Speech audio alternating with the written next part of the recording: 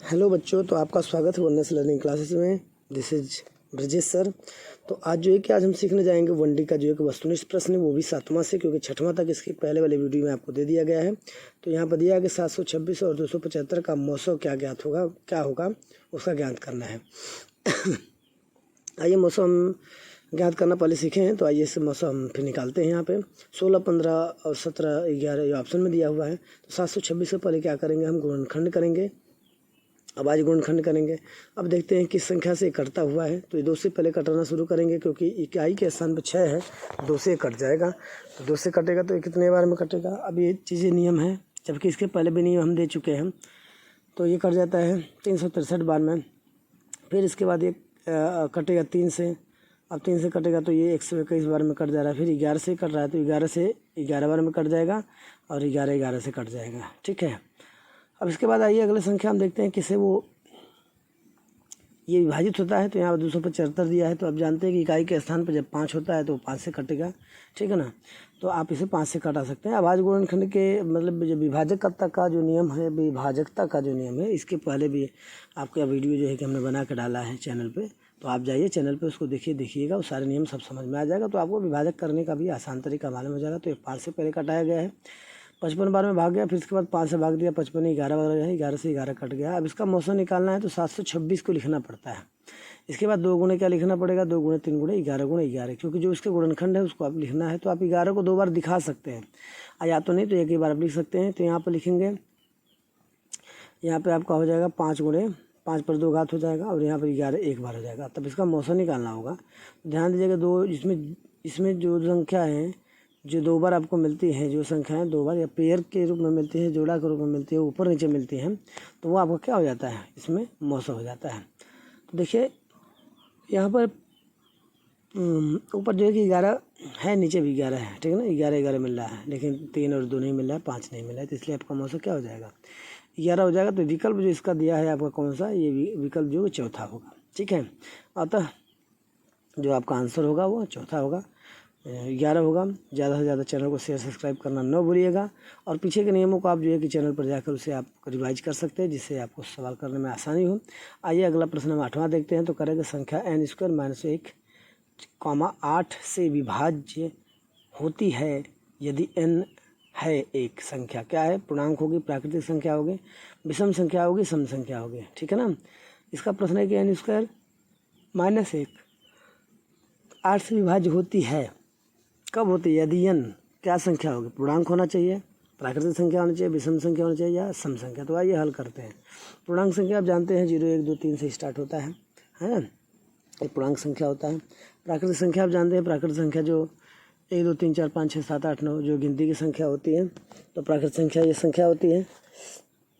अब इसके बाद विषम संख्या, विषम संख्या जानते ही हैं, 1 3 5 7 क्या है, 1 3 5 7 9, इस तरह से संख्या होती है। तो और सम संख्या आप जानते हैं जो 2 से विभाजित होती है, 2 4 6 2 4 6 8, ये संख्या हो गई।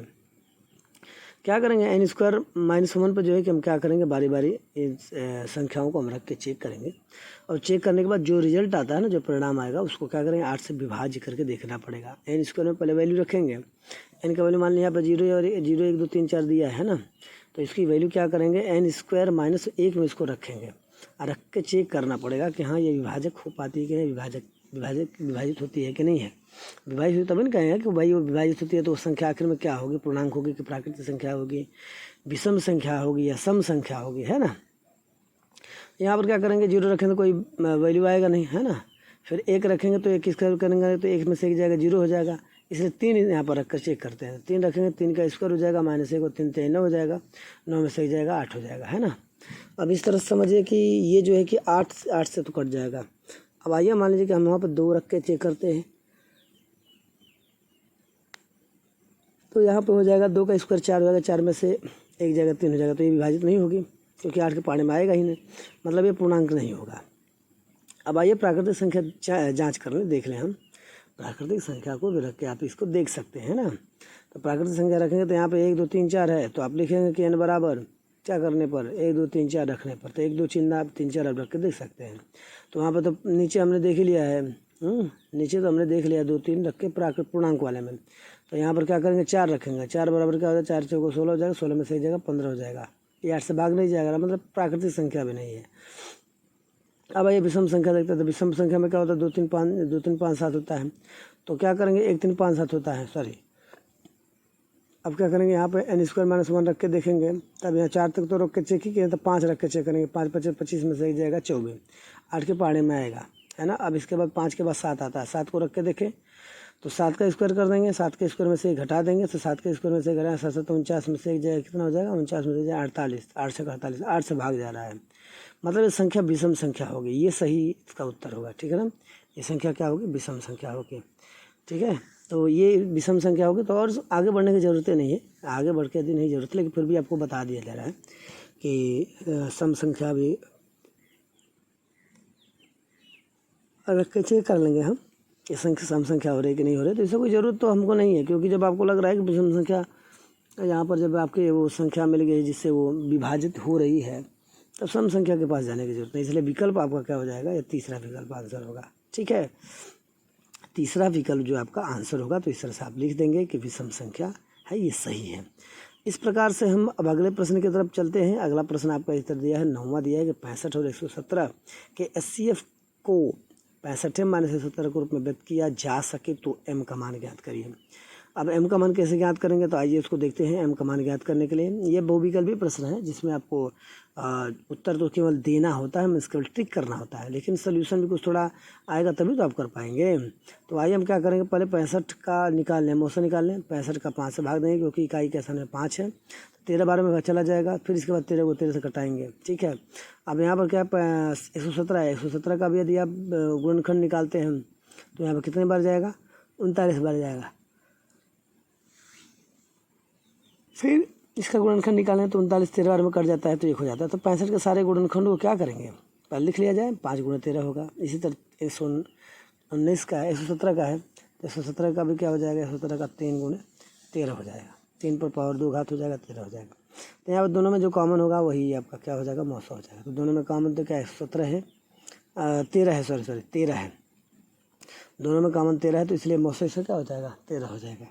तो इस प्रकार से हम विकल्प देखेंगे किस में है। तो विकल्प जो है किस में आपका दिया हुआ है, पहला में, दूसरा में, तीसरा में, चौथा में। तो यहाँ पर पहले मान रख ले जाए, मान रखना पड़ेगा ना, क्योंकि अभी तो वो तो केवल मौसम निकला हुआ है। 13 बराबर 65 में -117, 13 बराबर क्या हो जाएगा यहाँ पे 117 को लेफ्ट साइड में लेंगे, लेकर आइएगा, माइनस प्लस में हो जाएगा। 65 में क्या करेंगे वैल्यू m का मान को रखेंगे। तो m का मान क्या है 13। अब 13 गुणा करके चेक कर लीजिए, ठीक है। 65 में 13 का गुणा करेंगे, अब 13 में गुणा करके अब चेक कर लें, तो 65 से 130 जो है कि 13 में 117 हम जोड़ दिए हैं, हाँ। तो यहाँ भाग देंगे 65 का, 65 दूनी कितना हो जाएगा, तो हो जाएगा कट जाएगा, मतलब संख्या 2 हो जाएगी। 65 दूनी क्या होता है, कट जाता है 130, है ना। तो आपका आंसर क्या हो जाता है, तो इस तरह से आपका आंसर जो होगा विकल्प इसका होगा आपका तीसरा होगा, सॉरी विकल्प आपका दूसरा होगा, ठीक है ना। विकल्प आपका क्या होगा, दूसरा सही होगा। हो जाता है थोड़ी सी हो जाता है इससे मिस्टेक, तो कोई बात नहीं है, लेकिन इसका आंसर हम बराबर ध्यान देंगे। 10वां जो है इसका पढ़ने के समय बड़ी संख्या है, जिसमें 70 और 125 को विभाजित करने पर क्रमशः शेषफल 5 और 8 प्राप्त होता है, मतलब वह सबसे बड़ी संख्या है। 13 होगी, 65 होगी, 825 75 होगा या 1750 होगा। तो आइए हम पहले प्रश्न को सॉल्व करेंगे। इसमें तो ये ऑप्शन दिया है, बट प्रश्न को सॉल्व करना पड़ेगा। तो ध्यान दीजिए क्या करा, वो सबसे बड़ी से बड़ी संख्या है, जिसमें 70 और 125 को विभाजित करने पर। तो एक काम करेंगे, शेषफल जो बचा है ना, शेषफल को पहले क्या करेंगे, संख्याओं से पहले घटा लेंगे, है ना। शेषफल को पहले संख्याओं से घटा लेंगे, तो 70 में से 5 निकल जाएगा, ये क्या हो जाएगा 65 हो जाएगा। और इसके बाद जो 125 है, तो उसमें से 8 निकाल दीजिए, हो जाएगा 117। तो देखिए ना, अभी पीछे इसी सवाल को आपने हल किया है ना, इसी सवाल को आपने हल किया है। तो क्या करा, बड़ी से बड़ी संख्या होगा ना, तो बड़ी से बड़ी संख्या में क्या निकाला जाता है, बड़ी से बड़ी संख्या में आप क्या करेंगे, इसका पहले गुणनखंड करेंगे, गुणनखंड कर लेंगे 65 में, तो 5 से भाग देंगे तो 13 हो जाएगा। अब 117 में भी आपने भाग दिया, 3 से भाग देंगे तो 39 हो जाता है, 3 से भाग देंगे तो 13 हो जाएगा, ठीक है। 13 से फिर भाग देंगे तो एक बार में विभाजित हो जाती है। तो आइए 65 के सारे गुणनखंडों को लिख देते हैं, 117 के गुणनखंड को लिख लेते हैं।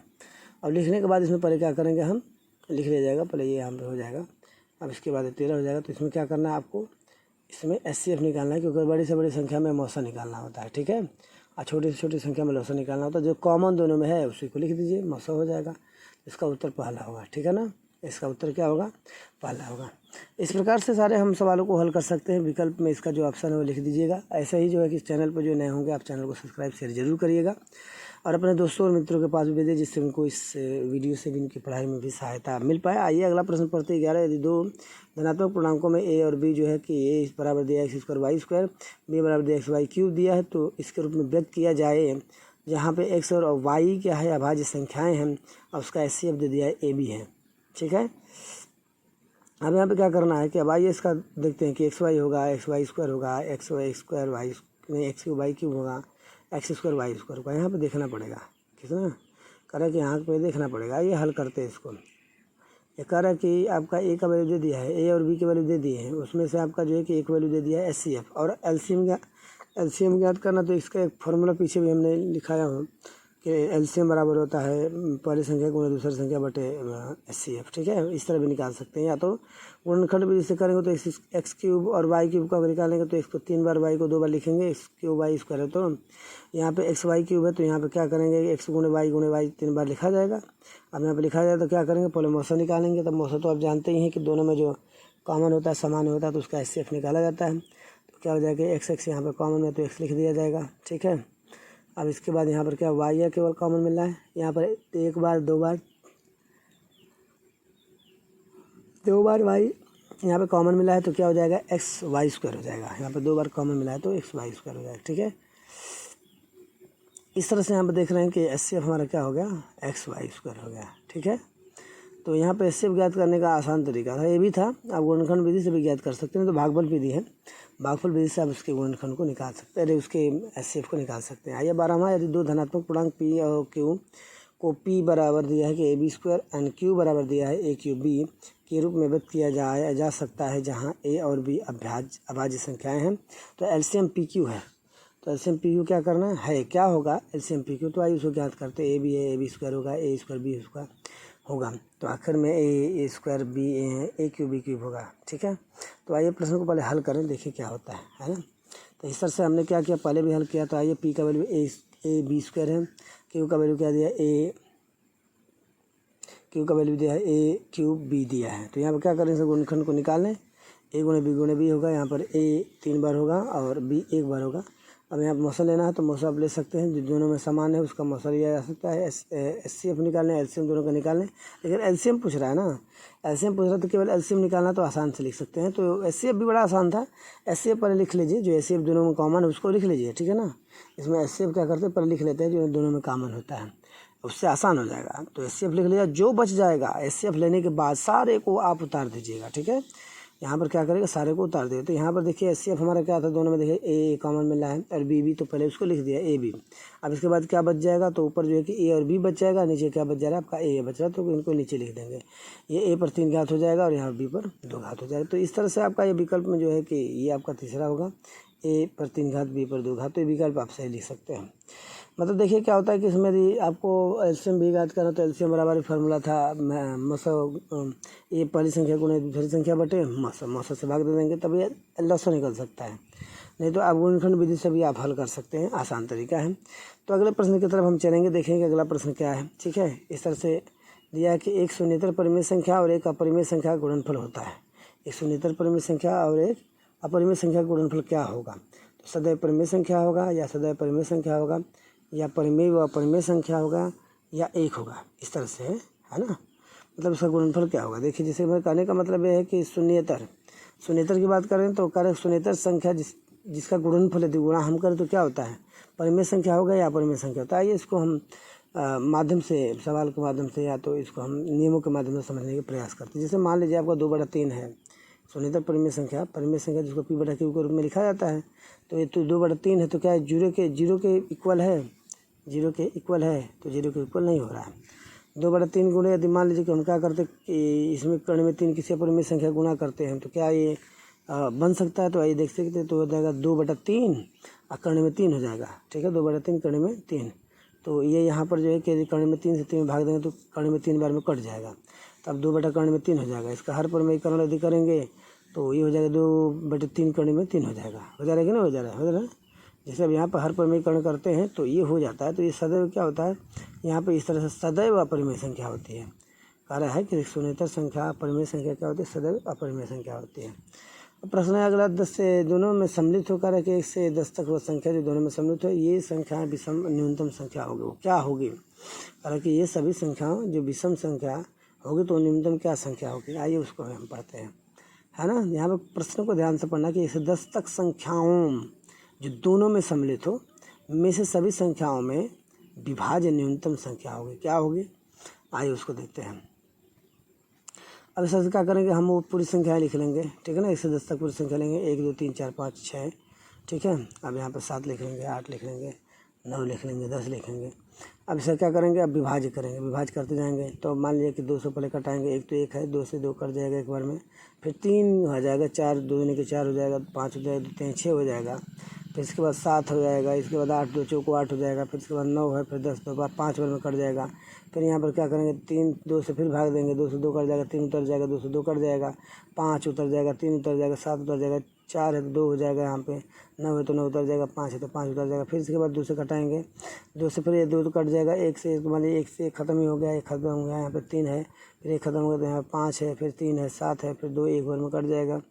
हाँ, यहाँ पर फिर क्या करेंगे, यहाँ पर 9 लिखेंगे और 5 लिखेंगे, 9 5 लिखेंगे। अब यहाँ पर क्या करेंगे, अब हल करेंगे, 3 हो जाएगा, 3 से कटाएंगे तो 3 से जितनी भी विभाजकता है संख्याओं में उसको कटा देना। 3 से 3 कट जाएगा, यहाँ पर क्या हो जाएगा, यहाँ पे 5 हो जाएगा, यहाँ पर 3 कट जाएगा, 7 हो जाएगा।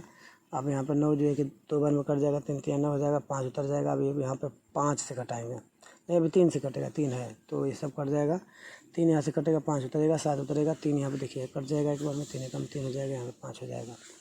अब क्या करेंगे, 5 से फिर विभाजक करेंगे तो यहाँ पर 5 से 5 कट जाएगा, ठीक है, और 7 बच जाएगा तो 7 से 7 घटा दीजिए। अब इसका गुणनखंड क्या करेंगे, हम न्यूनतम संख्या से पूछ रहे हैं। न्यूनतम का मतलब होता है इसमें लौसा है ना, सब लौसों का गुणा करके चेक करेंगे।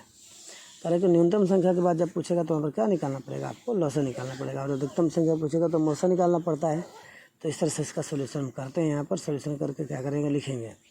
अब यहाँ पर गुणा करके चेक कर लीजिए, फिर 2 दूनी के 4 होगा, 4 दूनी 8 होगा, 8 दूनी 8 दूनी 24 होगा, 24 5 24 यहाँ 72 होगा, 72 5 कितना हो जाएगा, 5 10 5 35 36 360 में फिर गुणा कर देंगे इसमें। तो फिर इसके बाद आपको 72 5 कितना होगा, 5 10 होगा, 5 35 36 हो जाएगा, 360 होगा, 360। अब इसमें क्या करेंगे, 72 5 हो गया तो यहाँ पर 7 हो जाएगा, 7 से गुणा कर देंगे, 7 0 0 7 42 7 21 4 21 4 25 हो जाएगा, ठीक है। तब यहाँ पर संख्या क्या हो जा रही है आपकी, 25 20 हो जा रहा है। तो 25 20 आप मिला लीजिए, तो 25 20 आपका चौथा ऑप्शन है। तो चौथा ऑप्शन है, तो इसी प्रकार से आपका सोल्यूशन पूरा हो जाता है, विकल्प हो जाता है। तो चैनल पर ज़्यादा जो है कि आप जो भी नए होंगे आप चैनल को शेयर सब्सक्राइब जरूर करते रहिएगा। और अगला इसके बाद एक्सरसाइज जो है कि इसमें जो रहेगा तो उसको आपको सॉल्व करके अगले वीडियो में आपको दिया जाएगा। वीडियो को ज़्यादा से ज़्यादा शेयर करें और सब्सक्राइब भी करें, अपने दोस्तों मित्रों के पास शेयर करना ना भूलें। और आप जो है कि जो भी प्रश्न यदि मान लीजिए इसमें आपको नहीं आता है, नहीं समझ में आता है, फिर आप भूल जाते हैं, तो इसके भी सारे वीडियो हम बना कर डाले हुए हैं, तो आप उसको बार बार जाकर वहाँ पर रिवाइज करिए, ठीक है। और वहाँ से आप सूत्रों को ज़्यादा से ज़्यादा ध्यान दीजिएगा। तो आपका दिन शुभ हो। जय हिंद, जय भारत।